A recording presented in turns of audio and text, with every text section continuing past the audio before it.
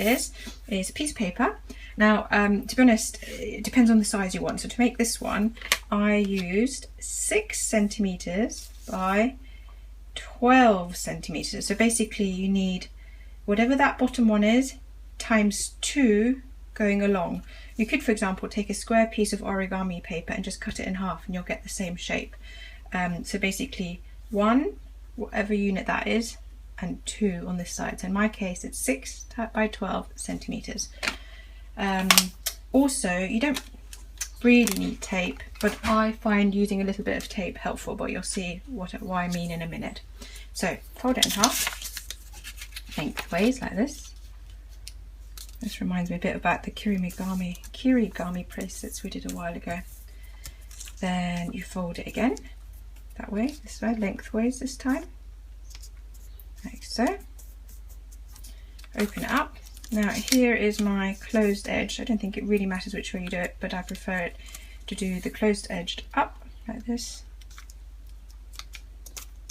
So you're bringing this line in line with the center, this closed edged up in line with the center, like that. So you can already see the little heart shape emerging, like so.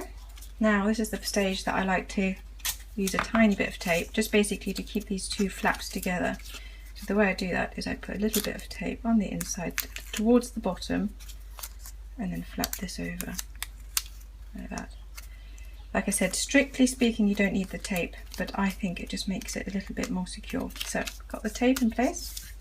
Now you need to fold down just a little bit like so, and fold the other one down just a little bit as well. This is where you'll then get your heart-shaped corners. So that's like this. And now you take each side in again. This is a little bit trickier and it might not be super neat, but when you turn it around you'll see it just looks sweet. Because look, you can already see your heart shape there emerging. So you've folded that down and now you're tucking in the corners. Like so.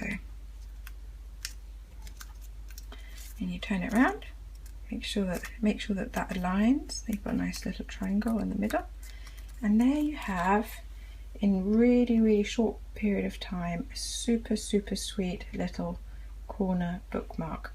Anyway, I hope you enjoyed seeing this. We also have some monster bookmarks which are really lovely. Take a look at those too, and hopefully we'll see you here on Redhead Art again soon. Bye.